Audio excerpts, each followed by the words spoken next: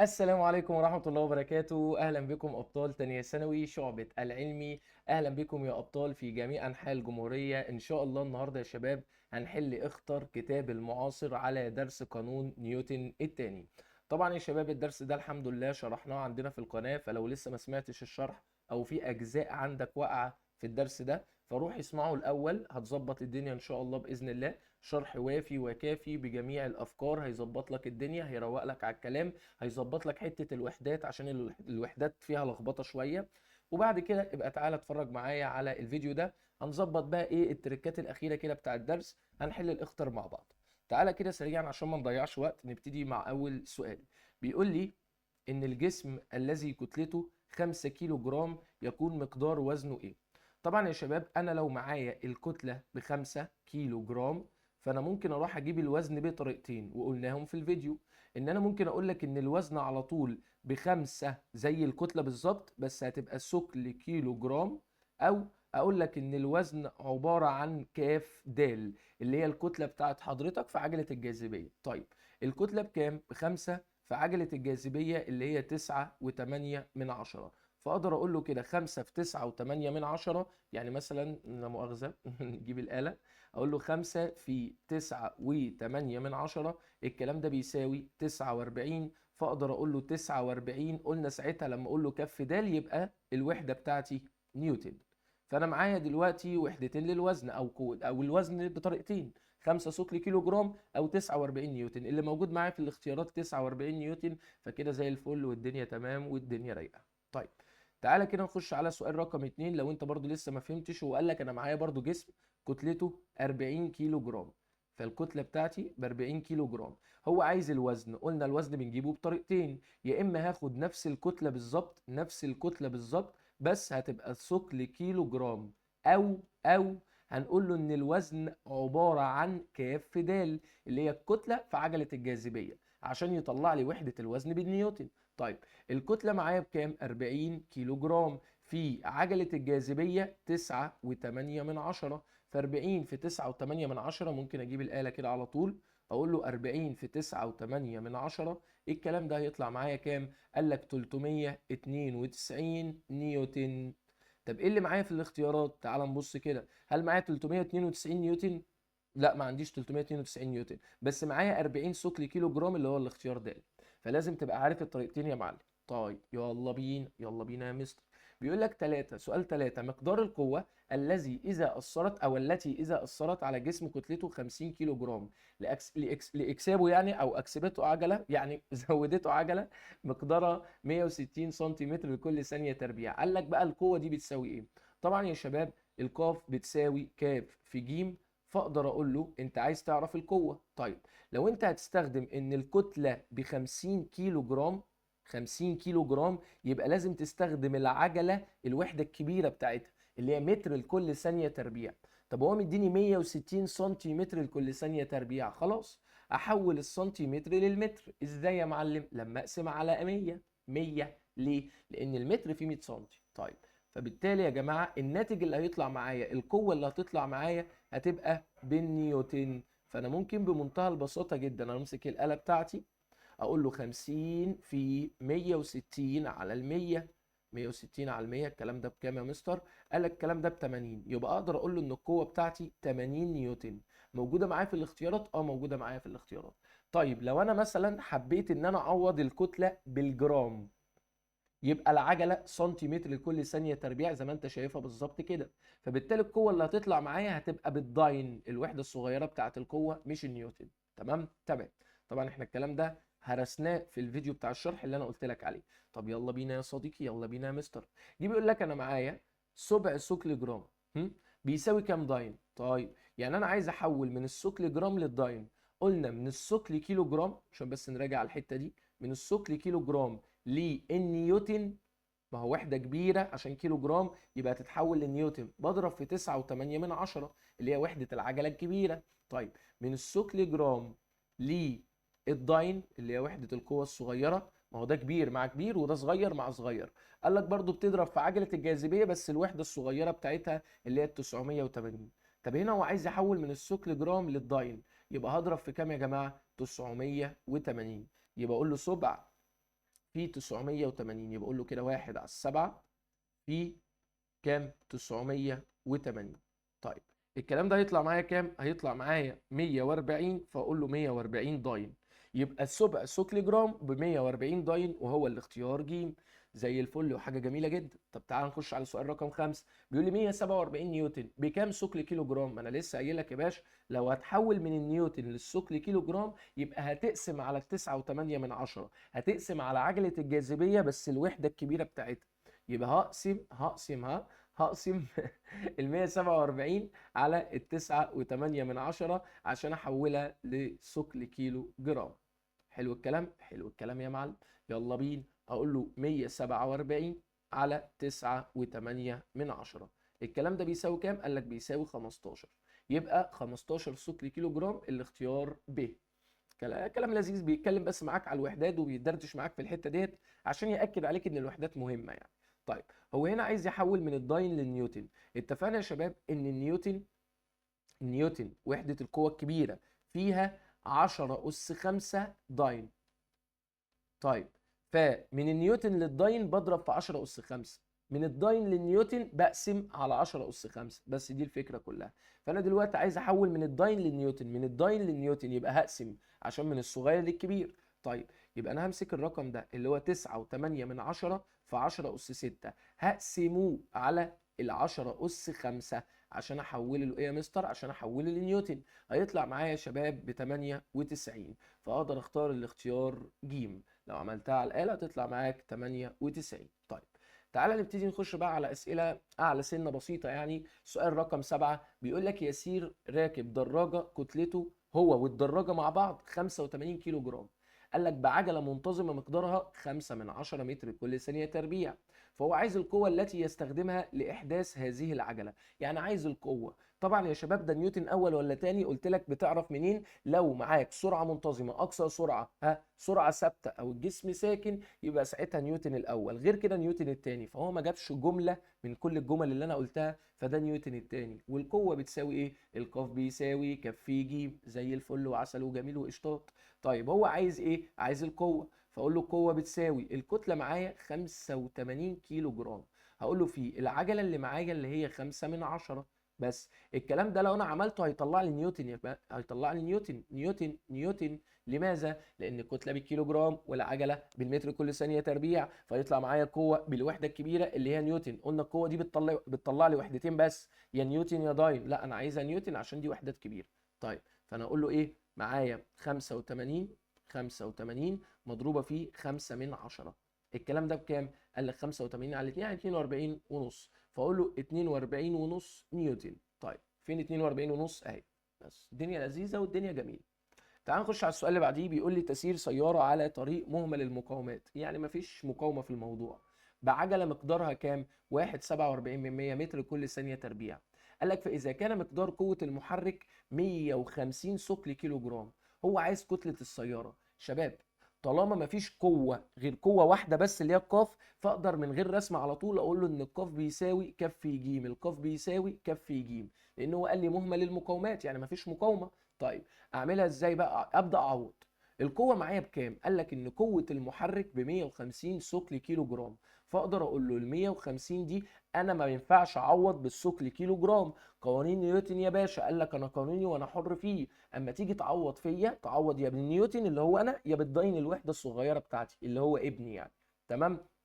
فبالتالي انا هحول ايه؟ لنيوتن، لان ده ثقل كيلو جرام وحده كبيره هحولها لنيوتن. فاضرب في 9.8. كده انا خلصت من القوه. اقول له بيساوي. هو قال لي ان الكتله، لا هو عايز الكتله يا مستر. هقول له في العجله هو قال لي بكام؟ 1.47. يبقى اقول له 1.47. طيب انا عايز الكتله، اقسم هنا على 1.47. وهنا برضو يا صديقي الصدوق على 1.47. حلو الكلام. دول طاروا مع بعض هيطلع لي الكتله. وخلي بالك الكتله هتطلع بالكيلو جرام. لماذا يا مستر؟ حبيبي القوه كبيره والعجله كبيره، يبقى الكتله هتطلع كبيره يبقى كيلو جرام. طيب اعمل ايه؟ هتعمل الكلام ده كله على الاله. هقول له 150 طيب في 9.8 على كام؟ 1.47. الكلام ده هيساوي كام؟ هيساوي 1000. فالكتله هتبقى 1000 كيلو جرام. فهختار 1000 عشان هو عايزها بالكيلو جرام. حلو الكلام. طيب تعالى سؤال رقم 9 كده بيقول لي ايه؟ بيقول لي اذا اثرت قوه على جسم، الجسم دي كتلته كام؟ الجسم كتلته كام؟ 150 جرام. قال لك لمده 5 ثانيه. قال لك فغيرت مقدار سرعته من 20 سنتيمتر الى 96 36 39 و6 من 10 سنتيمتر كل ثانيه. طبعا يا شباب انا مش نايم فنستحمل بعضينا كده في حوار القرايه ده. قال لي في نفس الاتجاه فان مقدار هذه القوه. طيب هو عايز القوه، ما ذكرش غير قوه واحده، يبقى القاف بيساوي كف في ج. قلت لك اكتب القانون وبعد كده نشوف احنا ناقص لنا ايه. طيب القاف اهي هتساوي، خلي بالك هو عايز القوه دي بالثقل جرام، فانا عايز وحدات صغيره، فالكتله هتبقى بالجرام. هو يا باشا مديها لك ب 150 جرام، يبقى الكتله ب 150 جرام مضروبه في العجله، مش مديني العجله، فهنا انا عايز ادور على العجله، فنبتدي كده على جنب، هجيبها عن طريق معادلات الحركه زي ما انا فهمتك في الحصه بتاعه الشرح. طيب هو جه قال لك يا جماعه 5 ثانيه يعني الزمن 5 ثانيه، 1 على 5 ثانيه. حلو. قال لي فغيرت مقدار سرعته من الى، من دي يعني السرعه الابتدائيه، يعني السرعه الابتدائيه معايا ب 20 سنتيمتر لكل ثانيه. حلو. قال لي الى 39.6 من 10 سنتيمتر كل ثانيه، يعني دي السرعه النهائيه 39.6 من 10 سنتيمتر لكل ثانيه. انا عايز العجله فهقول له انا محتاج العجله. طيب ايه اللي مش معايا هنا؟ انت ما معكش مسافه يا صديقي، يبقى هروح للمعادله الاولى، هقول له ع بيساوي ع صفر زائد ج ن بس، وابتدي تشتغل بقى. طيب هقول له ع النهائيه بكام؟ ب 39.6 من 10. انا هشتغل وحدات صغيره لان انا عايز العجله وحده صغيره، لان انا عايز القوه وحده صغيره اللي هي الثقل جرام. طيب اصبر عليا بس. هقول له كل ده بيساوي ع صفر اصلا هو قال لي ب 20 زائد الجيم في نون، النون معايا بكام؟ خمس، يبقى خمس نون يا شباب.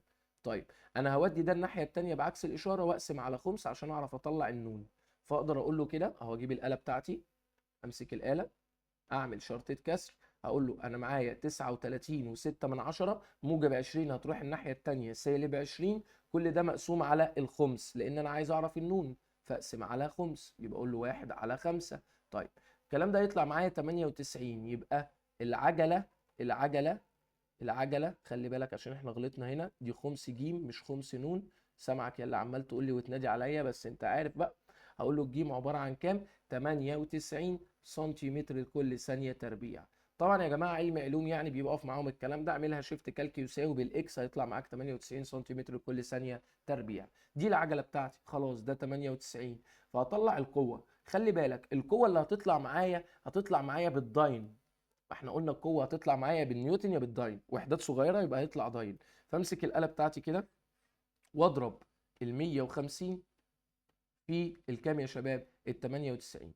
طيب الكلام ده بكام يا شباب؟ 14700، يبقى القوه ب 14700 داين، هو عايزها بالثقل جرام يا صديقي، ثقل جرام. يبقى امسك الايه اللي انا طلعته ده، الاجابه اللي انا طلعتها، واقسمها على كام؟ 980 بقى، ما دي وحده صغيره، عجله الجاذبيه هستخدم الوحده بتاعتها الصغيره اللي هي 980 سنتيمتر، ايوه لكل ثانيه تربيع. الكلام ده يطلع معايا 15، يبقى اقدر اقول له ان القاف بتساوي 15 ثقل جرام. حلو الكلام ده. فين 15 اهي؟ الاختيار به يا صديقي. بس سؤال جامد، قلت لك اكتب القانون وشوف ناقصك ايه، ولو عجله يبقى جايبها من معادلات الحركه، الموضوع خلص. طيب سؤال رقم 10 قال لي جسمان ساكنان النسبه بين كتلتيهما كام وكام؟ 3 الى 4. قال لي اثرت في كل منهما قوه مقدارها ق، يعني اللي بيأثر في الجسمين نفس القوه، القوه اللي اسمها ق دي يا شباب.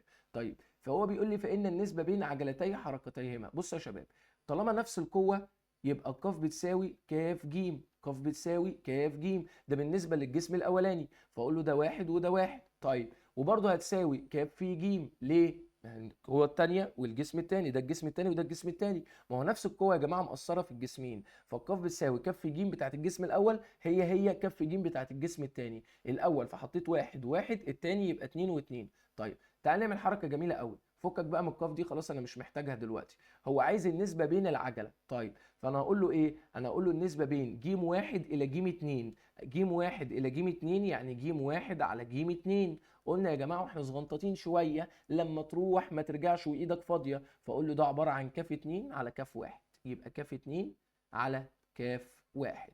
هو مديني النسبه بين الكتلتين، يعني دي النسبه بين كاف 1 الى كاف 2. طب كاف 1 الى كاف 2 3 الى 4، يبقى كاف 2 الى كاف 1 يبقى 4 الى 3، 4 الى 3. فالنسبة بين العجلة الأولى إلى العجلة الثانية 4:3، يعني كام يا شباب؟ يعني 4:3. فالنسبة هتبقى 4:3. أين هي يا صديقي؟ وهو الاختيار ألف. سؤال جامد، واحدة واحدة الدنيا تظبط معاك. طيب تعال نخش على سؤال رقم 11. قال لي أنا معايا قطار، القطار ده متحرك بسرعة قدرها 72 كيلو متر كل ساعة، أوقفته الفرامل بعد أن قطع 250 متر، فإن مقدار قوة الفرامل لكل طن من الكتلة. لا ثانية يا مستر، هو كتلة القطار بكام؟ معرفش، فأنا هفرض إن الكتلة بلام. خلينا نقول يا عم ألف. الكتلة بألف، لام ب نون أي حاجة، فأقول له إن الكتلة دي بألف طن. أنا هكتبها بالطن وهقول لك ليه كمان شوية.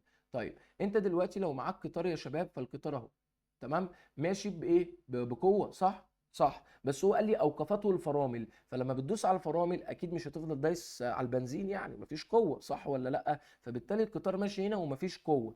معايا الناحيه التانيه معايا قوه مقاومه، ما هو المقاومه عكس اتجاه الحركه. فكنا بنقول يا جماعه قانون نيوتن التاني مع صفر ناقص عكس هيساوي الكف ج.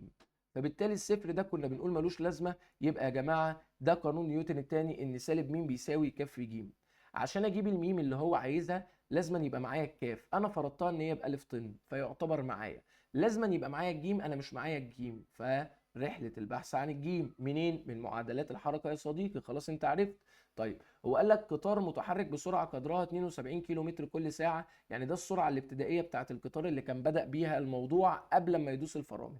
طيب 72 كيلو متر كل ساعه بمنتهى البساطه هتمسك ال 72 تحولها لمتر كل ثانيه، يعني اضربها في كام؟ في 5 على ال 18. ماشي يا صديقي، طلعت معايا 20. 20 ايه؟ متر لكل ثانيه. حلو. جه قال لك اوقفته الفرامل، يعني وقف، يعني السرعه النهائيه بكام؟ بصفر. ايوه يا عم.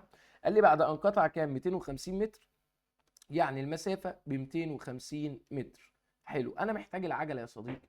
طيب أنت دلوقتي ما معكش إيه؟ ما معيش زمن، يبقى هروح للمعادلة رقم كام يا شباب؟ المعادلة رقم 3 اللي هي بيقول لي ع تربيع بيساوي ع صفر تربيع زائد 2 ج ف. حلو الكلام. هقول له ع النهائية دي أصلا بصفر. طيب ع صفر بكام؟ 20، بس ده تربيع. طيب هقول له زائد 2 في الجيم اللي أنا عايزها في الفي اللي هو مديهاني ب 250. فبمنتهى البساطه هقول له كده 2 في 250 هيطلع لي 500. 500 جيم. طيب هودي ده الناحيه الثانيه بعكس الاشاره، بدل موجب القوس هيروح الناحيه الثانيه سالب القوس. خلي بالك التربيع ملوش دعوه بالسالب. 20 ليه؟ عشان اعملها في تكه واحده على الاله، فاقدر اقول له ان الجيم اقسم هنا على ال 500 واقسم هنا برضو على الكام يا شباب؟ على ال 500. دول طاروا مع بعض، يبقى لي ان العجله هيساوي، اعمل الكلام ده على الاله فاقول له كده افتح سالب افتح قوس بعد كده 20 تربيع. تمام. كل ده على الكام؟ ال 500. حلو. قال لك سالب 4 على 5، يعني العجله بسالب 4 على الخمسة. طبعا متر لكل ثانيه تربيع، لان انت معوض يا جماعه بوحدات كبيره، فالوحده اللي هتطلع معايا بالعجله وحده كبيره. جبت العجله، امسك العجله واطلع بيها هنا بقى.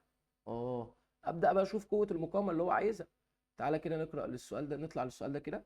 قال لك ايه؟ سالب م هيساوي الكتله، قال لك 1000 طن. ألف طن. ألف طن. الطن ده يا جماعة أنا ما بستخدموش. طب أنت فرضتها ليه بالطن طالما ما بتستخدموش؟ ما كنت تقول 1000 كيلو جرام، هقول لك اصبر خدني على قد عقلي. يبقى أقول له ألف في أحولها لألف، أحولها لكيلو جرام فهضرب في 1000، صح ولا إيه؟ صح، من الطن للكيلو جرام بضرب في 1000. هقول له في الجيم اللي أنا لسه جايبها، الجيم طلعت معايا بكام يا شباب؟ سالب 4 على 5، يبقى أطلع فوق كده هضربها في إيه؟ سالب 4. اصبر يا صديقي بقى. سالب 4 على الخمسة. طيب السالب هيطير مع السالب، فيبقى لي ان المقاومه هتساوي 1000 في 4 على 5، فممكن نقول 1000 على 5، يعني ممكن نعملها كده على طول 1000 في 4 على 5. الكلام ده بيساوي كام؟ قال لك ان الكلام ده بيساوي 800، يبقى 800,000. خلي بالك الوحده ساعتها هتبقى بالايه يا جماعه؟ بالنيوتن. هو عايزها ايه بقى؟ قال لك مقدار قوة الفرامل لكل طن من الكتلة، وهو عايزها بالنيوتن برضه، بس عايز مقدار مقاومة الطن الواحد. طيب عشان تجيب مقاومة الطن الواحد كنا بنقسم على عدد الأطنان، يبقى عدد الأطنان معايا كام؟ ألف. عشان انت كده فرضتها يا مستر ان الكتلة بألف طن، عشان لما تيجي تجيب لكل طن من الكتلة فتقسم على الألف على طول. أيوه، فالألف هتطير مع الألف، هيبقى لي ان المقاومة هتساوي 800 نيوتن. طبعا ده ايه يا جماعه؟ لكل طن. لكل طن، يبقى اختار 800 وهو الاختيار ج. سؤال جامد، سؤال سهل. طيب تعال نخش على سؤال رقم 12. قال لك جسم كتلته 5 كيلو جرام، بدأ حركته من السكون. طيب فإذا كانت سرعته تزداد بمقدار كذا كل ثانية. خلي بالك تزداد بمقدار كذا متر كل ثانية كل ثانية، فده معناه متر كل ثانية تربيع، يعني ده العجلة يعني. تمام، وانت عارف ان ايه اللي بيزود السرعة او اللي بينقص السرعة؟ العجلة. طيب قال لي فإن مقدار القوة المؤثرة عليه، طبعا أنا عارف إن القوة الكاف بيساوي كاف في ج. حلو، هو عايز يعرف القوة بكام، فأقول له الكاف بيساوي الكاف معايا بكام؟ 5 كيلو جرام، في الجيم مش معايا. خلاص، يبقى أنا دلوقتي هروح أجيب الجيم إزاي؟ على حسب المعطيات اللي معاك. قال لك إن الجسم ده بقى بدأ حركته من السكون، يعني السرعة الابتدائية بصفر. قال لي فإذا كانت سرعته تزداد بمقدار كذا. يا ابني ما هو مديك العجلة، مش احنا قلنا دي العجله؟ اه يا مستر تصدق ده احنا قلنا دي العجله. العجله معاك بكام؟ 3.92%. خلاص على طول، مفيش معادلات حركه ولا نيله يا ابني، ما هو دي العجله. ماشي يا مستر. اقول له ق بيساوي، اضرب بقى الرقمين دول في بعض يا شباب. هقول له 5 في 3 علامه 9 2. ماشي، الكلام ده بيساوي كام؟ قال لك 98 على 5 يعني 19 و6 من 10. 19 و6 من 10. خلي بالك القوه اللي طلعت لي دي بالنيوتن. قوه بتطلع لي من المعادلات يا بالنيوتن يا بالداين. هو عايزها بالثقل كيلو جرام، عشان اجيبها بالثقل كيلو جرام يبقى اقسمها دي يا جماعه على 9.8 من 10 زي ما احنا اتفقنا. يبقى اقسم كده يا شباب على 9.8 من 10 هيطلع معايا 2، يبقى القوه عباره عن 2 ثقل كيلو جرام. بس كده. ففين الاثنين؟ اهو الاختيار ج. بس سؤال جامد اصلا، سهل جدا. يلا بينا يلا بينا يا مستر، حبيبي يا مستر. قال لك جسم كتلته 10 كيلو جرام. طيب يتحرك في خط مستقيم من السكون، وكان معدل تغير مقدار كمية حركته بالنسبة للزمن يساوي 5 كيلو جرام متر لكل ثانية تربيع. بص يا بابا، أنا في حصة الشرح قلت لك إن القوة عبارة عن كف في ج. تمام، ده لو كانت الكتلة ثابتة، والقوة برضو بتساوي د م د ن، اللي هو ان القوة عبارة عن معدل تغير كمية الحركة بالنسبة للزمن. فهو اصلا اللي مديهولك ده الخمسة ده عبارة عن القوة، يعني هو يقصد يقول لك ان القوة ب5 كيلو جرام متر لكل ثانية تربيع. 5 كيلو جرام متر لكل ثانية تربيع، دي نيوتن يا شباب، ده وحدة قياس النيوتن اصلا. تمام، يبقى القوه ب5 نيوتن. تمام تمام. طب يا مستر لو انا ما خدتش بالي ونسيت المعلومه اللي انت قلتها مع ان انا اكدت عليها في حصه الشرح، هتلاقي ان هنا كيلو جرام يعني كتله، متر كل ثانيه تربيع يعني عجله، كف ج ده القاف بيساوي كف ج، فده القاف اصلا.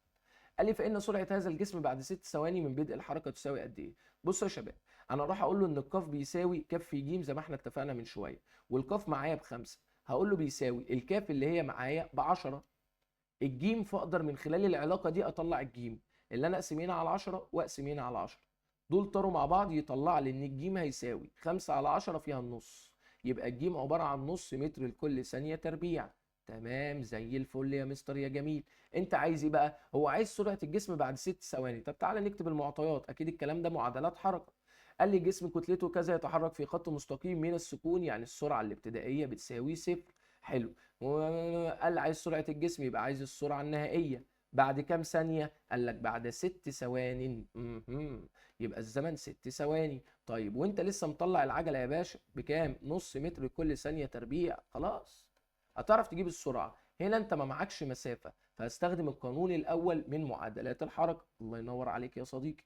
هقول له ع بيساوي ع صفري زائد ج ن. حلو، فاقدر اقول له عين النهائيه اللي انا عايزها عين صفر بصفر. الجيم معايا بكام؟ الجيم معايا بنص في النون اللي هو 6، نص الستة 3، فالسرعه هتبقى 3 متر لكل ثانيه. ليه متر لكل ثانيه؟ كل الوحدات كبيره يا صديقي. طيب فين الثلاثه؟ الثلاثه الاختيار الف. ده سؤال رقم 13. هيا بنا لكي نقاتل في باقي الاسئله. سؤال رقم 14 بيقول لي انا عايز مقدار القوه الثابته اللازمه لرفع جسم كتلته 10 كيلو جرام مبتدئا من السكون رأسيا لأعلى مسافة 10 متر في 5 ثواني. لا ثانية، انت معاك جسم، انت اللي هترفعه، ففي قوة هترفعه لفوق.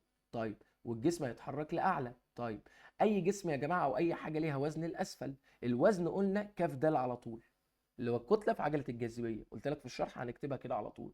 طيب قانون نيوتن التاني بيقول لك القوة اللي مع الحركة ناقص القوة اللي عكس الحركة هيساوي كف ج. تمام تمام وزي الفل. هو ايه اللي هو مديهوني ولا ايه الدنيا؟ هو عايز مقدار القوه يا شباب، يبقى هو عايز يعرف القوه بكام. فانا ممكن اودي سالب ك د الناحيه التانيه بعكس الاشاره، موجب ك د، خلاص ده ما بقاش موجود. يبقى اقدر اقول له ان القاف هتساوي ك ج زائد ك د. طيب انت معاك الكتله، معايا الكتله، معاك عجله الجاذبيه، معاك عجله الجاذبيه. انت ناقصك في الحوار ده كله، انت معاك ده ومعاك ده ومعاك ده، ناقصك الجيم. خلاص اتعودنا هنجيب الجيم ازاي؟ من معادلات الحركه. قال لك مقدار القوه الثابته اللازمه لرفع جسم كتلته 10 كيلو جرام مبتدئا من السكون، يعني السرعه الابتدائيه بصفر يا مستر. طيب قال لي الاعلى مسافه 10 متر. طيب يبقى الفه بكام؟ الفه يا مستر ب 10 متر. طيب قال لي في 5 ثواني، يعني الزمن بكام يا مستر؟ 5 ثانية. اه مستر ده طالع فوق عكس الجاذبية، يبقى الدال بسالب 9.8. لا طبعا الكلام ده غلط.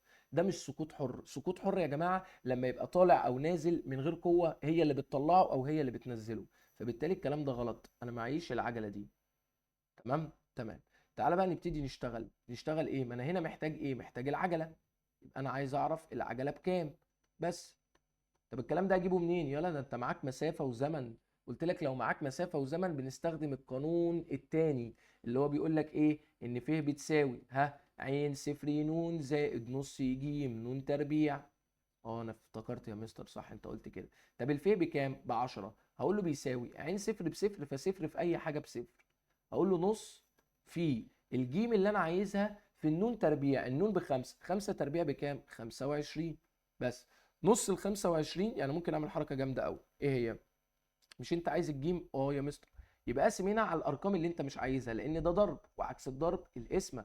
يبقى اقسم هنا على نص في 25، واقسم برضو الناحيه الثانيه على نص في كام؟ في 25. فده هيطير مع ده وده هيطير مع ده، هيبقى لي على طول ان العجله هتساوي 10 على نص في 25. ف نقول له 10 على نص، نص ممكن نقول 5/10 في كام؟ 25.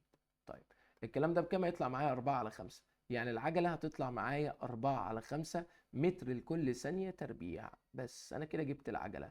تعالى بقى نبتدي نشتغل بيها فوق عشان أقدر أجيب اللي هو عايزه.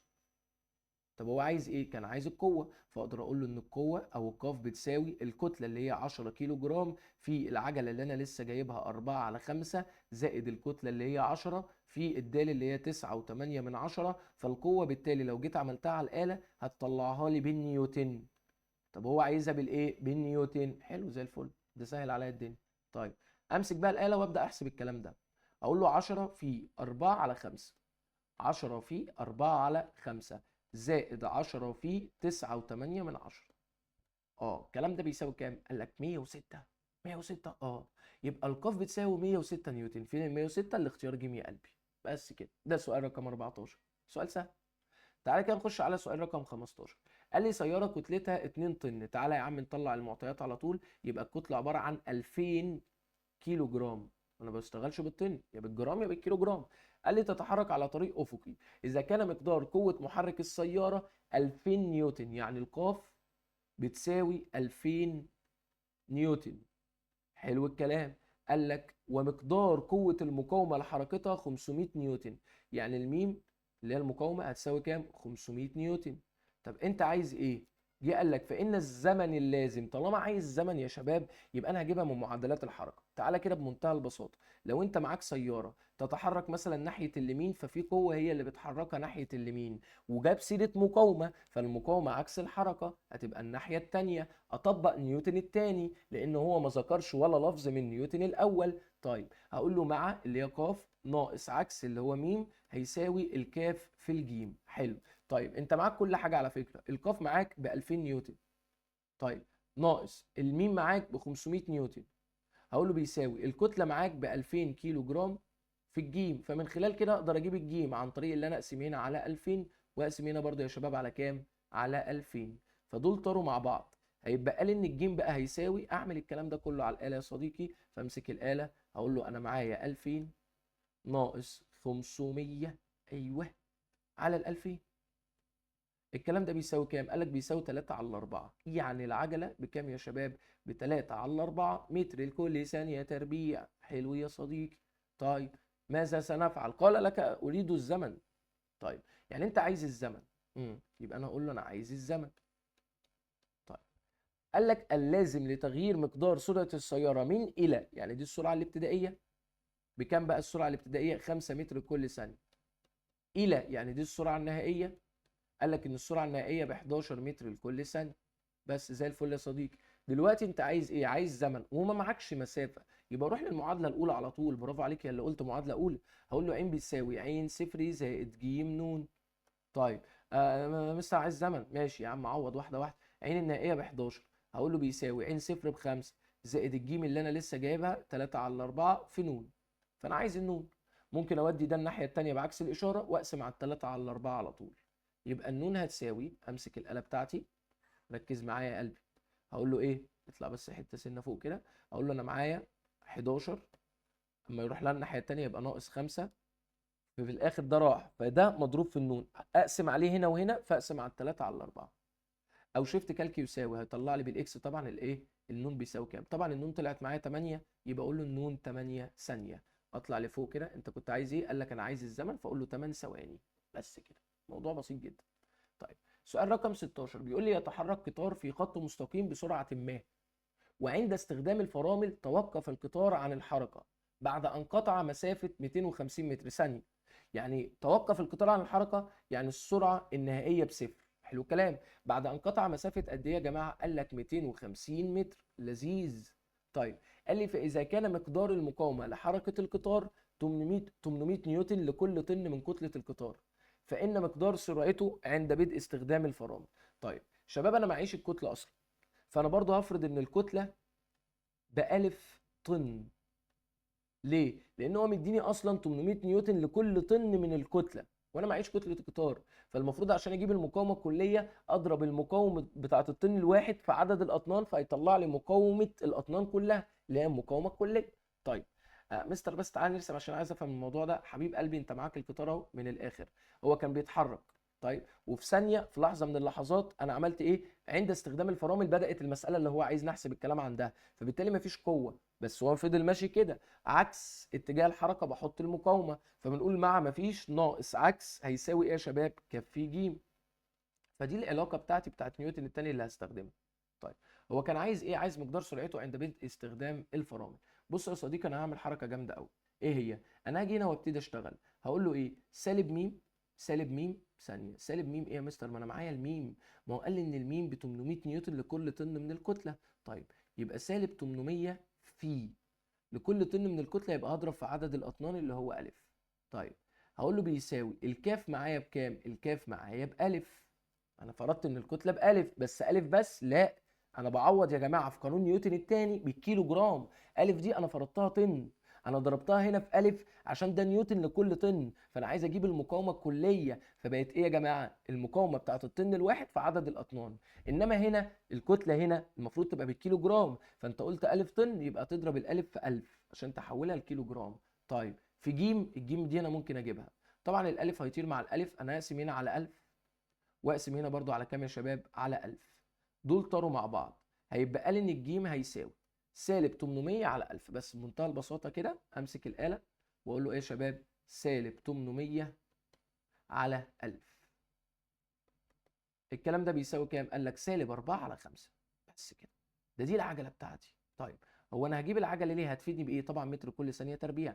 لا هتفيدك بايه؟ ما انت عايز السرعه عند بدء استخدام الفرامل. عند بدء استخدام الفرامل يعني السرعه الابتدائيه اللي انت كنت ماشي بيها اصلا، لان السرعه النهائيه بصفر لان وقفت. طيب ده انت معاك كل حاجه، انت معاك سرعه، مسافه، سرعه ابتدائيه، عجله، او انت عايز اصلا سرعه ابتدائيه. طيب ما معكش زمن من الاخر، فاروح للمعادله رقم 3، اقول له ع تربيع بيساوي ع صفر تربيع زائد 2 ج ف. بس كده زي الفل. هقول له بقى ايه؟ عين النهائيه بصفر، اقول له بيساوي عين صفر تربيع، انا عايز العين صفر اصلا يا مستر، يبقى اقول له عين صفر تربيع زائد 2 في الجيم. الجيم معايا بكام يا مستر؟ سالب 4 على 5. حلو. في الفه معايا بكام؟ 250. بس طب ما انا ممكن اللوكشه دي كلها اوديها الناحيه الثانيه بعكس الاشاره، يعني اقدر اقول له ان العين تربيع هيساوي، بدل ما هو سالب في موجب بسالب، سالب في موجب بسالب، فده سالب هيروح الناحيه الثانيه يبقى موجب. موجب 2 في 4 على 5 في 250. ما هو ده اشاره كل الارقام دي لان كل ده مضروب في بعضه. المهم هشيل التربيع احط الجذر الناحيه الثانيه، فاقدر اقول له ان العين هتساوي، اعمل جذر للكلام ده واشوف الناتج كام. اقول له بص انا معايا جذر تربيعي ل 2 في ايوه 4 على الخمسة، كل ده مضروب في ال 250. طيب الكلام ده بقى بيساوي كام؟ قال لك 20. يبقى السرعه بتساوي يا مستر 20 متر كل ثانيه، بس هو عايز كده، فاقول له متر كل ثانيه 20، الاختيار الف. بس يا عم سؤال سهل، والله سهل. طيب تعال نخش على سؤال رقم 17. طيب لا اله الا الله، ما نقولش والله يا جماعه الكلمه دي غلط، ما نقولهاش كتير، مش شيخ ولا حاجه، بس كلنا بنغلط في الحته ديت، فيلا بينا يا صديقي، يلا بينا يا مستر يا جميل. قال لك أثرت قوة أفقية مقدارها 1 ثقل طن. طيب دي القوة على سيارة كتلتها 4 طن تسير على طريق أفقي، فإذا بدأت السيارة حركتها من السكون وبلغت مقدار سرعتها 4.9 متر كل ثانية في 10 ثواني، فإن مقدار المقاومة التي أثرت على السيارة. طيب بص يا صديقي، أنت دلوقتي معاك قوة أفقية، تمام؟ قوة أفقية، ففي قوة أفقية بتحرك السيارة لمين؟ اللي هي قوة المحرك، في مقاومة عكس اتجاه الحركة، نيوتن التاني مع الحركة ناقص عكس الحركة بيساوي كف ج، بس كده. طيب القوة معاك بكام؟ أو أنت عايز إيه أصلا؟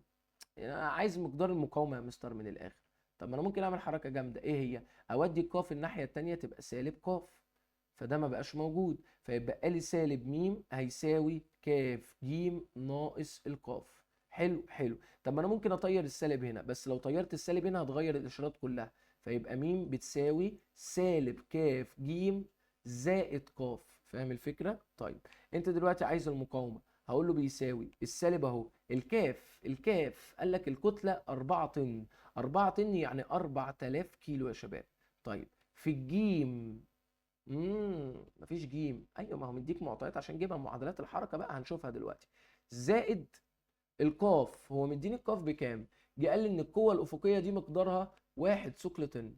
جماعه واحد انا هحولها لثقل كيلو جرام، يبقى هضرب في 1000، هتحول من الطن لكيلو جرام فهتضرب في 1000. طب انت كده بقيت ثقل كيلو جرام يا عم، ما تزعلش، انت كده مش ثقل طن، بقيت ثقل كيلو جرام. اما تيجي تستخدم القوه في نيوتن بتعوضها بالنيوتن يا بالداين، فانا هحول الثقل كيلو جرام ده للنيوتن اللي انا اضرب في 9.8. ماشي. هنا ناقصك الجيم يا صديقي. طيب تعالى بقى نبتدي نشوف هنجيب الجيم ازاي. مستر من معادلات الحركه، خلاص ما انت قلت لنا. طيب هو جه قال لك السياره قوه افقيه على سياره كتلتها كذا تسير على طريق افقي، فاذا بدات السياره حركتها من السكون، ايوه يعني السرعه الابتدائيه بصفر، حلو، وبلغ مقدار سرعتها 4.9 متر كل ثانيه، يعني دي السرعه النهائيه اللي وصلت لها 4.9 متر لكل ثانيه، متر لكل ايه يا شباب؟ ثانيه. قال لي في 10 ثواني، يعني الزمن بكام؟ ب 10 ثواني. طيب انا محتاج العجله عشان اقدر اجيب بقى المقاومه اللي هو عايزها. طب انا معيش مسافه، يبقى اروح للمعادله الاولى، هقول له ع بتساوي ع صفري زائد ج ن. طيب تعال نبتدي نشتغل بقى يا مستر. ع النهائيه 4.9، هقول له بيساوي ع صفر بصفر، الجيم انا عايزها في النون اللي هي 10، يبقى 10 ج.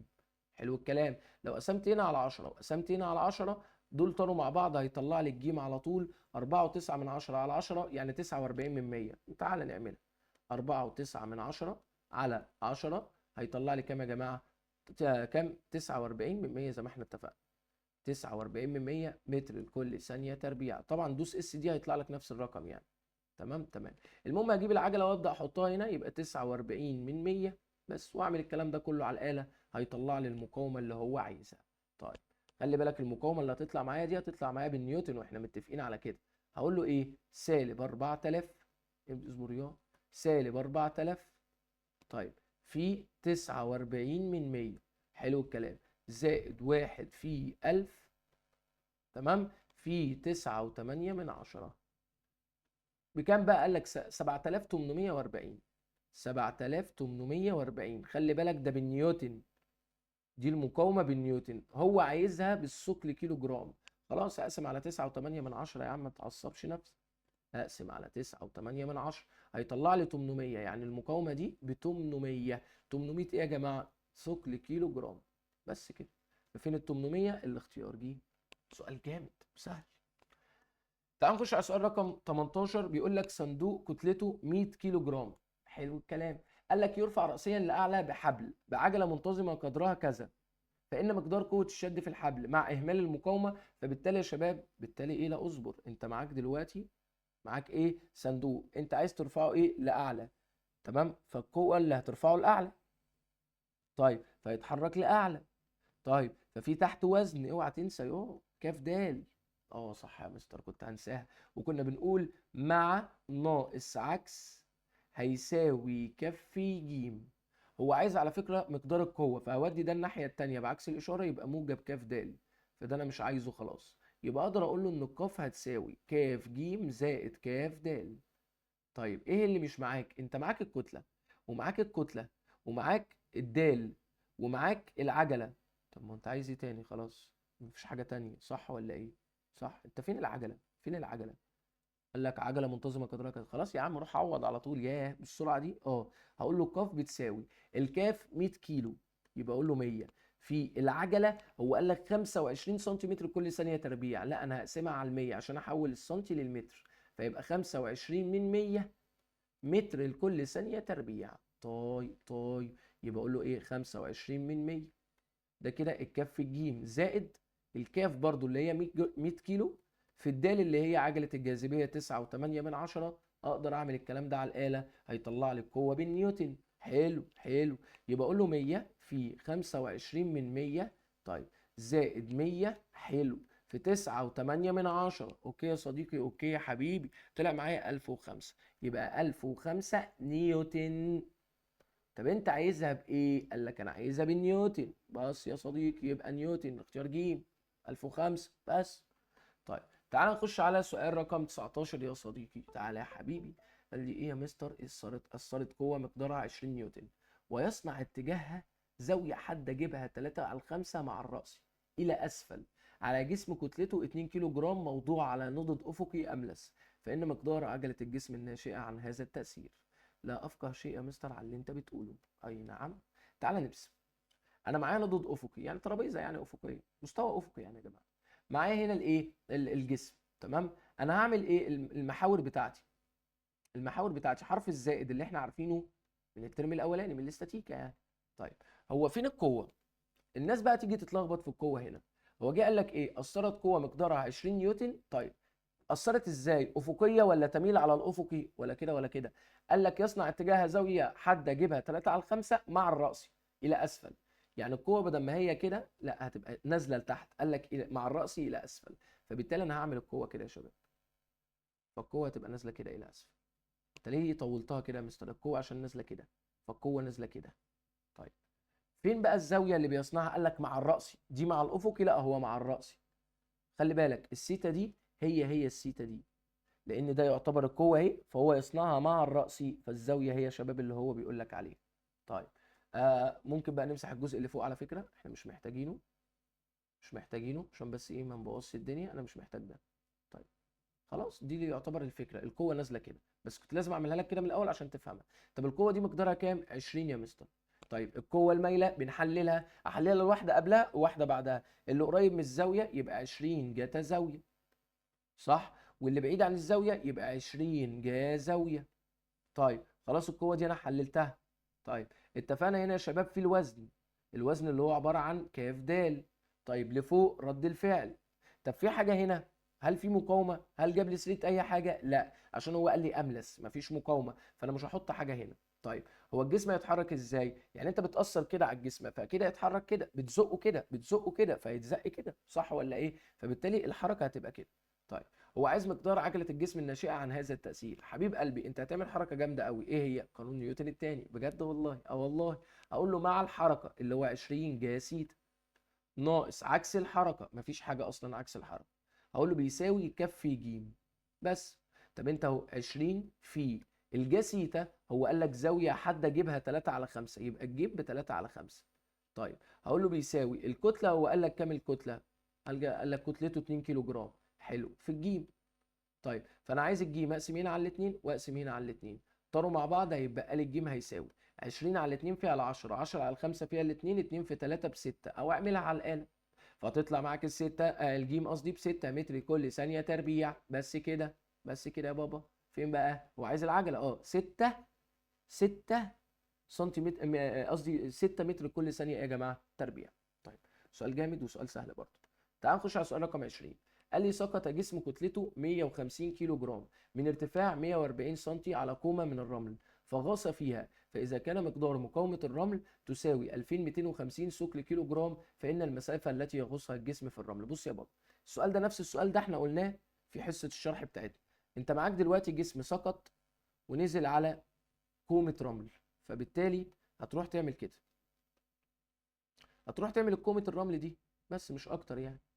فالجسم اهو يا شباب، الجسم اهو سقط، يبقى السرعة الابتدائية بصفر.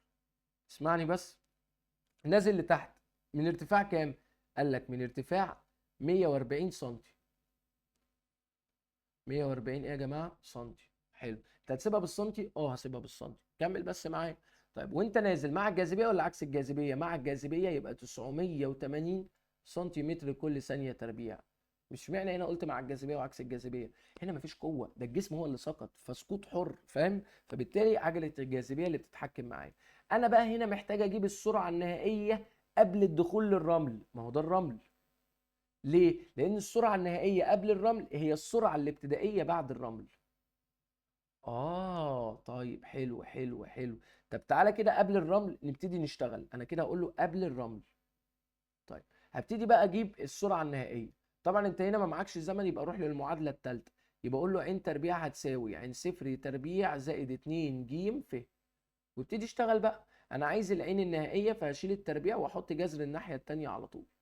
عين صفر اصلا بصفر يا مستر، فيبقى لي 2 في الجيم اللي هي عجله الجاذبيه 980 في الف اللي هي كام؟ 140. فاقدر اطلع السرعه النهائيه قبل الرمل بالسنتيمتر كل ثانيه، خلي بالك. فاقدر اقول له كده يا مستر، هقول له انا معايا جذر 2 في 980 في 140. الكلام ده بيساوي كام؟ قال لك بيساوي الرقم ده اللي هو كام؟ 523 ثانيه. بس انا عايز اتاكد من حاجه. تمام تمام تمام تمام تمام، فاطلع لك الرقم ده، هيطلع لك 523 علامة 83 من 100. طيب 523 علامة كام؟ 83 من 100. 83 من 100. وفي 2 كمان يا عم، ماشي. كل ده سنتيمتر لكل ثانية. دي السرعة النهائية قبل، هعتبرها السرعة الابتدائية بعد. تمام؟ فبعد الرمل دي السرعة الابتدائية اللي هي عبارة عن 5 2 3 علامة 832 سنتيمتر لكل ثانية. طيب دي أول حاجة كده، أنا كل اللي فوق ده ما بقتش محتاجه. تعال نخش جوه الرمل. الجسم لما يبقى جوه الرمل يا قلبي، ها، اللي بيتحكم تحت فيه الوزن كاف د، وفي مقاومة الرمل بتبقى عكس اتجاه الحركة، ما الجسم نازل يبقى المقاومة فوق، فتبتدي تشتغل ايه يا جماعة؟ مع ناقص عكس هيساوي كاف في ج، صح؟ صح. قانون نيوتن الثاني، مع اللي هو كاف د ناقص عكس اللي هو م هيساوي الكاف في الجيم. حلو. هو عايز اصلا المسافة، فعشان اجيب المسافه يبقى انا محتاج اجيب العجله من هنا يا شباب. طيب اجيب العجله ازاي؟ اقسم هنا على كاف واقسم هنا على كاف على طول عشان ننجز. خلاص يبقى معايا الجيم هتساوي، اصبر بقى عليا. ها، انت الكتله معاك بكام؟ قال لك الكتله 150 كيلو جرام، يبقى الكتله 150 كيلو جرام. هقول له في الدال يا قلبي، الدال بكام؟ مستر الدال هخليها 980. لا 980 ايه؟ ما انت عوضت بالكتله بالكيلو جرام، يبقى الدال 9.8 من 10. طيب ناقص الميم، هو قال لك المقاومه بكام؟ قال لك المقاومه ب 2250 ثقل كيلو جرام، فانا هضربها في 9.8 من 10 عشان احولها لنيوتن. طيب يبقى همسك ال 2250 واضربها في 9.8 من 10 عشان تبقى نيوتن، ما ينفعش استخدم قانون نيوتن الا لما اعوض بنيوتن.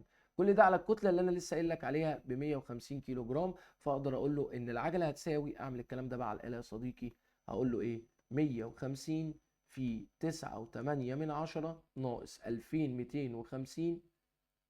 تمام؟ كل ده مضروب في 9.8 من 10، كل ده على ال 150.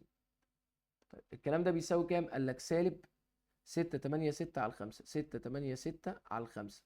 طبعا متر كل ثانية تربيع لأن أنت معوض بالوحدات الكبيرة.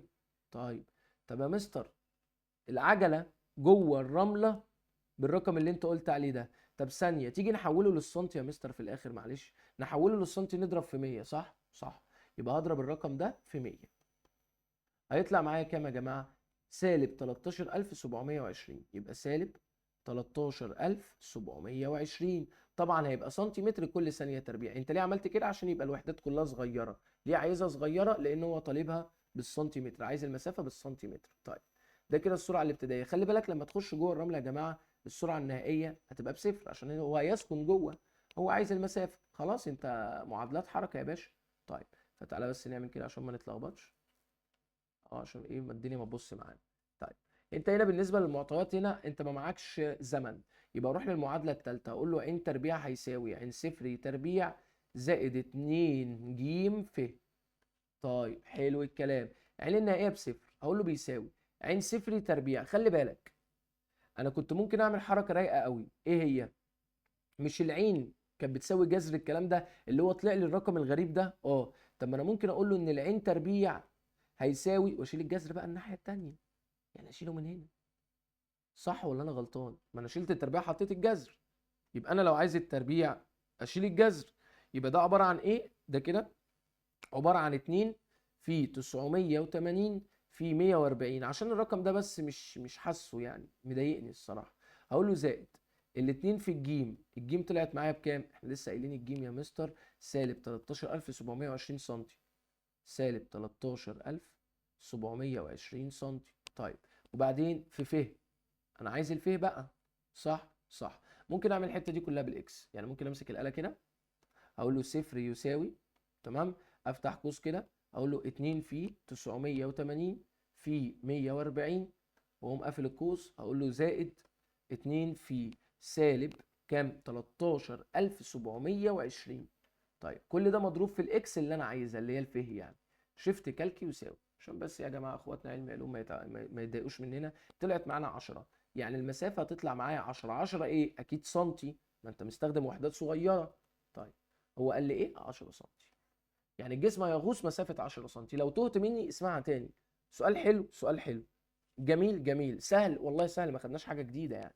طيب سؤال رقم 21 بيقول لي اطلقت رصاصه كتلتها 98 جرام ايوه افقيا من فوهه مسدس، قال لك بسرعه كذا على حاجز راسي من الخشب فغاصت فيه مسافه 10 سنتيمتر قبل ان تسكن، فان مقدار مقاومه الخشب للرصاص. حبيبي احنا اتفقنا الكلام ده في حصه الايه الشرح اللي انا قلت لك عليها، ان انا معايا الخشب هنا اهو. طيب الجسم اهو يا شباب او الرصاصه اهي، تمام، اتضربت فاتضربت من المسدس يا شباب، خلاص القوه تك لساعتها كده، فالرصاصه جريت. هل القوه مستمره؟ لا، ده هي لحظه ايه اللي انت بتضرب بالمسدس وخلاص، فبالتالي القوه مش مستمره معايا. الرصاصه ماشيه كده بس مفيش قوه هنا، في مقاومه بقى للخشب اللي هي بتعوق حركه الرصاصه فممكن توقفها. طيب المقاومه دي عكس الحركه، فاقول له قانون نيوتن مع مفيش ناقص عكس هيساوي كف ج. هو عايز ايه؟ مقدار مقاومه الخشب للرصاص. طب ما انا ممكن اشيل السالب من هنا احطه من هنا، احطه هنا على طول صح، يبقى الميم هتساوي سالب، هي الكتله بتاعت الرصاصه كام؟ 98 جرام. طب ما مستر 98 جرام اقسم على 1000، اقسم على 1000، يبقى اقدر اقول له 98 من 1000 كيلو جرام صح؟ ما انت عشان تحول من الجرام للكيلو جرام بتقسم على 1000، يبقى اقول له ايه يا جماعه؟ 98 اقسمها على 1000 تطلع معايا كام يا شباب؟ 98 من 1000 كيلو جرام صح؟ ده الكتله في العجله. طيب هل هو مديك العجله؟ لا، فانا محتاج دلوقتي اجيب العجله بس، فوقف مسألتي كده اقول له اصبر يا عم انا عايز اروح اجيب العجله. هو جه قال لك ايه؟ اطلقت الرصاصه دي بسرعه 720 كيلو متر كل ساعه، فدي السرعه الابتدائيه، بس ده كيلو متر كل ساعه انا عايزها متر كل ثانيه، فاقول له 720 هضربها في 5 على 18 عشان احولها لمتر كل ثانيه. طيب هيطلع معايا كام؟ 200 متر كل ثانيه يا مستر. طيب قال لي على حاجز رأسي من الخشب فغاصت فيه مسافه 10 سم، يبقى الفئه تبقى بتساوي اقسم السنتي على 100 عشان احوله للمتر، يبقى 10 على 100 هيديني كام يا شباب؟ هيديني 1 من 10 متر صح. قال لي قبل ان تسكن، ايه ده؟ دي سكنت يعني السرعه النهائيه بصفر. ايوه انا عايز العجله فانا محتاج اجيب العجله. طيب هنا برضو ما معيش زمن يبقى استخدم المعادله الثالثه. المعادله الثالثه بتقول لك عين تربيع بتساوي عين صفر تربيع زائد 2 ج ف. حلو الكلام. ده كده يا مستر بصفر، ماشي يا عم. قال لك العين صفر ب 200 يبقى اقول له 200 تربيع ايوه زائد الاتنين في الجيم اللي انا عايزها بقى في الفئة اللي هي 1 من 10. فالمستر قال لي هتعملها ازاي؟ لسه قايل لك برضو 2 في 1 من 10 يا عم 2 من 10 جيم. تمام تمام. هودي موجب القوس الناحية التانية سالب القوس، يبقى سالب اعمل قوس تربيع كده واكتب ال 200 جواه. طيب انا عايز الجيم، فهقسم هنا على الاتنين من 10 واقسم هنا على الاتنين من 10، فدول طاروا مع بعض هيبقى لي الجيم على طول يا شباب. تعالى نكتبها هنا عشان ايه ما نبوظش الدنيا. اعمل الكلام ده على الاله يا عم، اقول له ايه؟ اعمل شرطه كسر سالب افتح قوس 200 اقفل القوس تربيع، كل ده على الاتنين من 10. الكلام ده بيساوي كام يا نهار ابيض؟ سالب 200,000. العجله بكام يا جماعه؟ سالب 200,000. كام بقى؟ متر لكل ثانيه تربيع. ده مستر رقم كبير جدا، كبير جدا. طب يلا، هو قال لك هنا العجله بكام؟ سالب 200,000. طب يلا نشوف المقاومه. المقاومه تطلع معايا بالنيوتن، خلي بالك. فاقول له نيوتن، نيوتن. امسك الاله الجميله ونتخض مع بعضينا. الرقم ده انا قلت هضربه بكام؟ سالب سالب ايه؟ 98,000. يطلع رقم صغير شويه، 19,600. 19,600. بس خلي بالك ده نيوتن، هو عايزها بالثقل كيلو جرام. فاقسم على 9.8. اقسم على 9.8 هيديني 2000 يا مستر. يبقى المقاومه بكام بقى؟ 2000 ثقل كيلو جرام. بس فين ال 2000؟ انها هنا يا صديقي تغرد وحيدا، اللي هي اختيار د. بس كده. طيب تعال نخش على السؤال رقم 22. قال لك يتحرك قطار بسرعه منتظمه. حلو، ده نيوتن اول. قال لك ثم انفصلت منه العربه الاخيره، فان القطار يتحرك بعد ذلك مباشره. خلي بالك، انا معايا قطار مثلا يا شباب اهو. القطار ده مثلا كتلته، تعال نقول يا عم مثلا 1000 كيلو. تمام. قال لك ثم انفصلت منه العربه الاخيره، فالقطار اهو. خلي بالك انا كلامي كله على القطار، ماليش دعوه بالعربه اللي انا فصلتها دي. حتى هو بعديها قال لك فان القطار يتحرك بعد ذلك مباشره بايه. فبالتالي لو انا مثلا قلت ان دي العربه الاخيره، انا هفصلها. فالعربه دي ليها كتله، صح ولا غلط؟ صح. فلما تفصلها عن القطار، فالقطار بعد كده يا جماعه يبقى صغنطوط، والكتله بتاعتها هتبقى صغيره شويه، مثلا 800 كيلو جرام. طيب هنا لو انا كنت بتحرك بسرعه معينه، فهنا انا بقيت اخف، فهتحرك بسرعه اكبر. ليه بسرعه اكبر يا شباب؟ تخيل معايا دلوقتي انت يا عم، مثلا خلينا نقول ابسط حاجه، راكب عجله. تمام. ووراك معاك حد صاحبك كده مليان شويه، معلش هو بياكل كتير بقى وكده، فجه قعد وراك. تمام، قعد وراك، فانت بتبدل، يا لهوي موضوع تقيل، صح. هو نزل، تلاقي بدل بقى بسرعه وسرعتك زادت. فدي نفس الفكره. فبالتالي يا شباب جه قال لك ايه؟ القطار بقى اللي هو بعد ما فصلت منه العربه يتحرك بعد ذلك مباشره بايه؟ بتسارع منتظم. يبقى في تسارع هيحصل، سرعتك هتزيد. طيب هل بنفس السرعه؟ اكيد لا طبعا. هل بسرعه منتظمه ولكن اقل؟ ازاي اقل؟ ده انا بقول لك هتمشي اسرع. بسرعه منتظمه ولكن اكبر من العين؟ لا هي مش سرعه منتظمه ولكن اكبر من العين. سرعه منتظمه لا مش سرعه منتظمه يا جماعه، في تسارع، سرعتك هتبتدي تزيد. ده بدا ايه؟ يزود معاك السرعه. قشطه. تعال نخش على سؤال رقم 23. قال لي حجر كتلته 10 كيلو جرام معلق بحبل لا يتحمل شدا يزيد مقداره عن 30 ثقل كيلو جرام. حلو. فإن أقل وقت ممكن لشد الحجر مسافة 20 متر رأسيا لأعلى من السكون. رأسيا لأعلى. يبقى أنت دلوقتي نفس الفكرة يا شباب. أنت هتشد الحجر رأسيا لأعلى، هتشده بقوة شد اللي هي قاف بقى، بلاش شين يعني، مش فارقة يعني. كل دي رموز. طبعا الحجر ده ليه وزن، كاف ده اللي أسفل، أنت بتشده لأعلى، فهتقول له مع الحركة ميم قاف، قصدي ميم ايه؟ ما هو مفيش مقاومه، ما جابش سيره مقاومه. اقول له مع الحركه ناقص عكس الحركه هيساوي كاف في جيم. بس كده. طيب مستر انت عايز ايه؟ واحده واحده. هو عايز اقل وقت ممكن لشد، يعني عايز زمن، الزمن ده انا اقدر اجيبه من معادلات الحركه. طيب يبقى انا محتاج هنا اجيب العجله، فانا ممكن اقسم هنا على الكاف واقسم هنا على الكاف على طول بقى. دول طاروا مع بعض، هيبقى لي ان العجله هتساوي، تعالى نبتدي نعوض على طول. طيب القاف، هو قال لك القوه لا يتحمل شدا يزيد مقداره عن 30 ثقل كيلو جرام. فالقوه هتبقى 30، بس الثقل كيلو جرام فانا هضربها في 9.8 عشان تبقى نيوتن، لان ده قانون نيوتن. طيب هقول له ناقص الكاف بكام؟ ب 10. الدال اللي هي عجله الجاذبيه 9.8، كل ده مقسوم على الكاف اللي هي بكام؟ ب 10. فاقدر اعمل الكلام ده على الاله واطلع قيمه الجيم. طيب تعالى كده على جنب، طلع قيمه الجيم عشان نشوف الموضوع هيمشي ازاي. فاقول له 30 في، نقلة كده بالآلة السنة عشان تبان كله. 30 في 9.8 ناقص 10 في 9.8 على 10. الكلام ده بيساوي كام؟ قال لك 98 على 5، يعني كام؟ يعني 19.6. 19 وكام؟ و6 متر لكل ثانية تربيع. بس دي العجلة. فانت كده بقى معاك العجلة يا صديقي 19.6، تقدر تجيب الزمن اللي انت عايزه ده، متر كل ثانية تربيع. طب هو جه قال لك ايه؟ قال لك ان هو مشي مسافة 20 متر. طيب 20 متر يعني المسافه بكام؟ ب 20 متر، هي بمنتهى البساطه يعني. قال لك من السكون يعني السرعه الابتدائيه بصفر. طيب خلي بالك انت معاك مسافه وزمن، فهتروح للمعادله رقم 2 اللي هي عباره عن ف بتساوي ع صفر ن زائد نص ج ن تربيع. حلو حلو حلو. طيب المسافه بكام؟ 20 يا مستر. هيساوي ع صفر بصفر خلاص، نص في الجيم اللي هي 19 و6 من 10 في النون تربيع. فاقدر اقول له عكس الضرب القسمه فاقسمينها على النص في في 19 و6 من 10 اللي هي 9 و8 من 10 بالمناسبه، واقسمينها برضو على نص في 19 و6 من 10. فدول طاروا مع دول، معاهم ده كمان. هيبقى لي ان النون تربيع هتساوي 20 على الكلام ده يا صديقي. طيب يبقى اقول له ايه؟ 20 على نص، نص نص الايه بقى؟ ال 19 و6 من 10. ال 19 و6 من 10.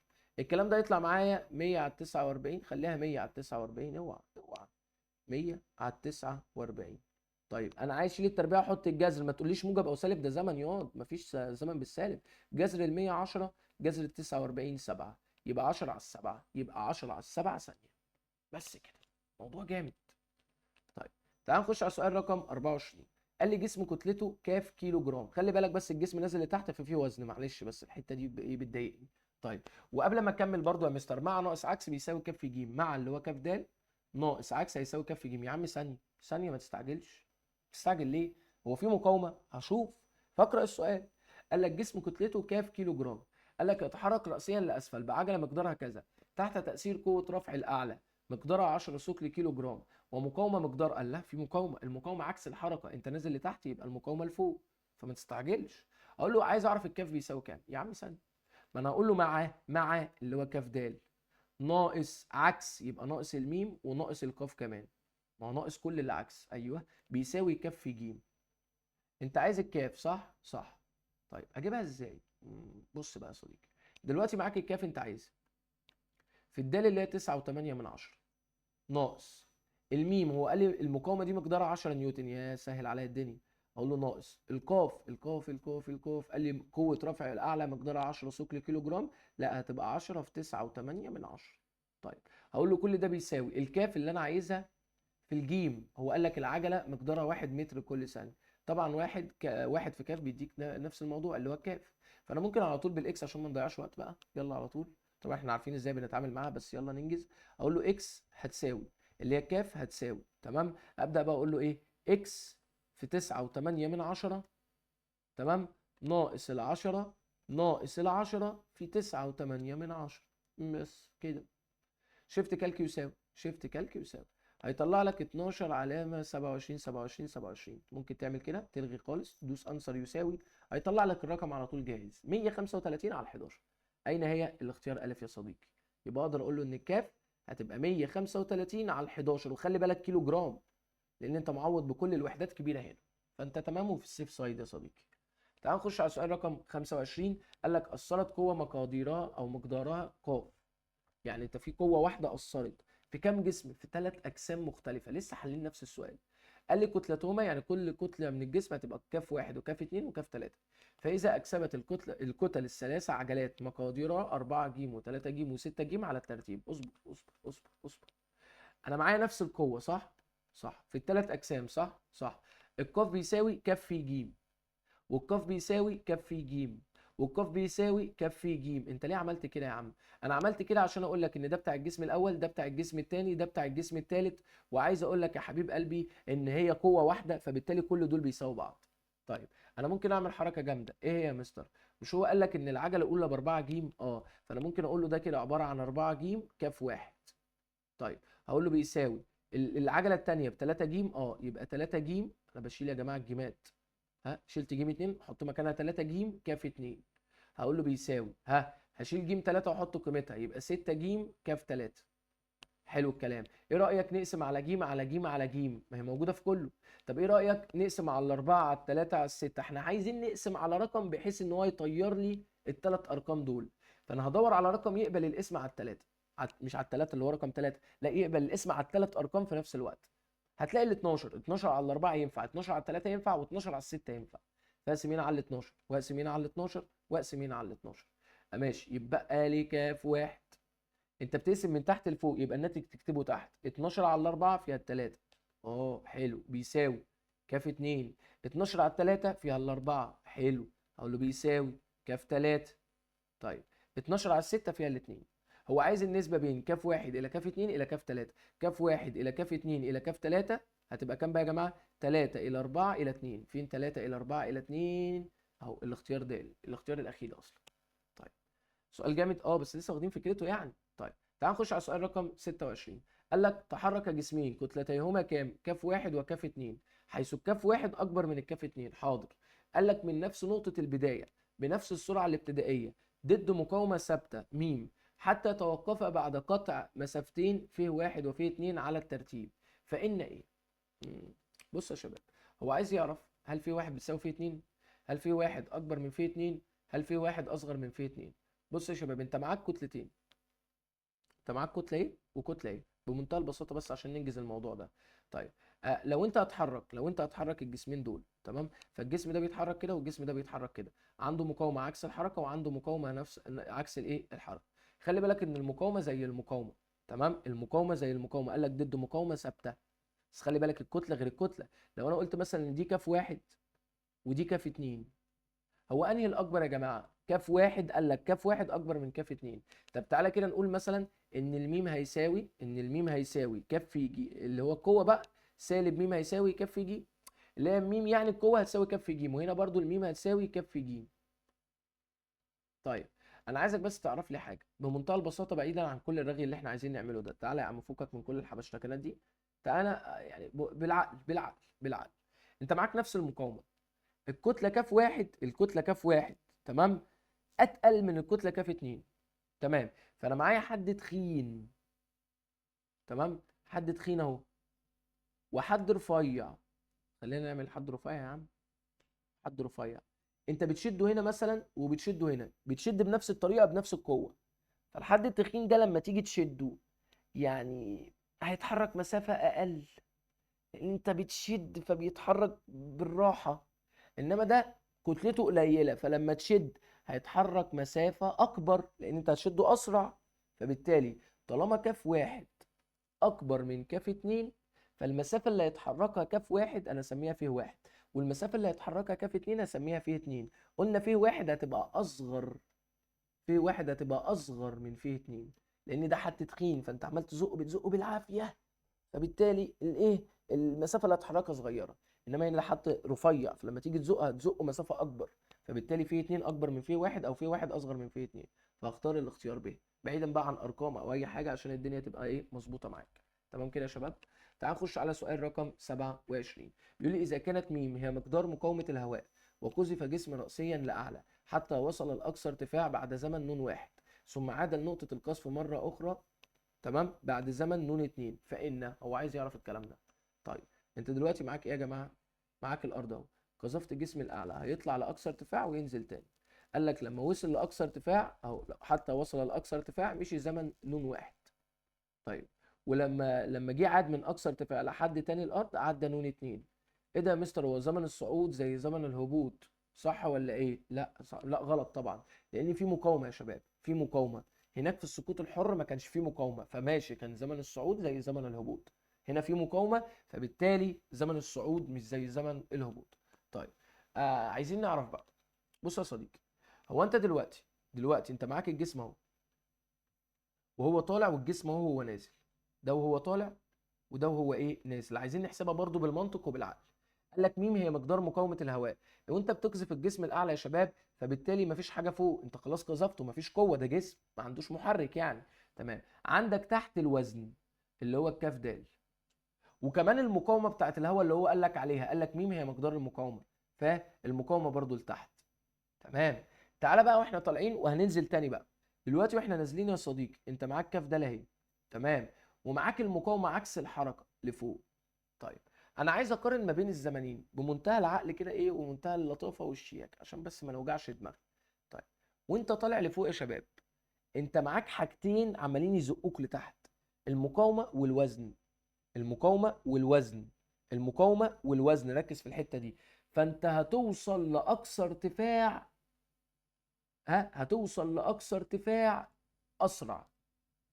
ازاي يعني؟ ازاي يعني يا مستر؟ تعالوا نروح نطبق قانون نيوتن الثاني. مع مفيش ناقص عكس يبقى ناقص م ناقص ك د هيساوي ك ج. تمام تمام. اللي انا عايز اقوله لك بس في الخلاصه، خلاصه الحته ديت يا شباب، ان انت دلوقتي عشان توصل لاقصى ارتفاع، لو انا مثلا هحدف القلم ده لفوق، القلم ده فيه حاجات كتير عماله تشده لتحت، فاقصى ارتفاع هيوصل له القلم هيبقى قليل، غير لما مثلا يبقى في حاجه بسيطه بتشده لتحت فهيوصل لارتفاع اعلى. يعني انا مثلا في عندي وزن القلم بيشده لتحت، وفي مقاومه كمان بتشده لتحت، فالقلم هيطلع مسافه صغنطوطه فيطلع اقصى ارتفاع، يعني ارتفاع صغير. مش زي مثلا لما يكون الوزن بس، لو اعتبرنا مفيش مقاومه، فلما تيجي تحدف الجسم لفوق هيبقى الوزن بس اللي بيأثر عليه لتحت، فيطلع مسافه اعلى من المسافه الاولى، لان ايه، المقاومه خفت شويه معاه. المهم ان وانا طالع هطلع لاقصى ارتفاع بسرعه، فالنون واحد دي هتبقى قليله، النون واحد هتبقى قليله، لان انا هاخد زمن قليل عشان اطلع مسافه قليله. طيب وانا نازل هتلاقي المقاومه بقى اتوزعت فوق واتوزعت تحت، وانت نازل هتاخد وقت اكبر. ليه يعني هاخد وقت اكبر يا مستر؟ هقول لك. انت دلوقتي وانت نازل، هل انت هتنزل على طول في حد بيشدك لتحت على طول؟ لا، ده انت بالعكس، في مقاومه بتشدك لفوق وانت نازل لتحت. فبالتالي زي فكره المظله، الراجل الجندي لما يلبس المظله ليه بينزل بالراحه على الارض؟ عشان في مقاومه عكس اتجاه فبتنزله بالراحه، فبياخد زمن اكبر، فبالتالي نون اتنين ديت كبيره. تمام. انما نون واحد دي هتبقى صغيره، فانا عايز اقارن ما بينهم، يبقى اكيد نون واحد اصغر من نون اتنين. في النون واحد اصغر من نون اتنين، الاجابه ب. بس كده يا شباب. فكك بقى من ارقام وتجرب ارقام والقصه دي، اعملها بالعقل بس، الموضوع بسيط. طيب الحمد لله كده يا شباب، خلصنا اختر الكتاب المعاصر. طبعا المقالي بتاع الكتاب المعاصر في الدرس ده مهم جدا، بس برضه هتقدر تظبطه مع الدرسين الجايين في الديناميكا باذن الله. ربنا معاكم ووفقكم، واستنوا باقي المحاضرات، ويلا سلام.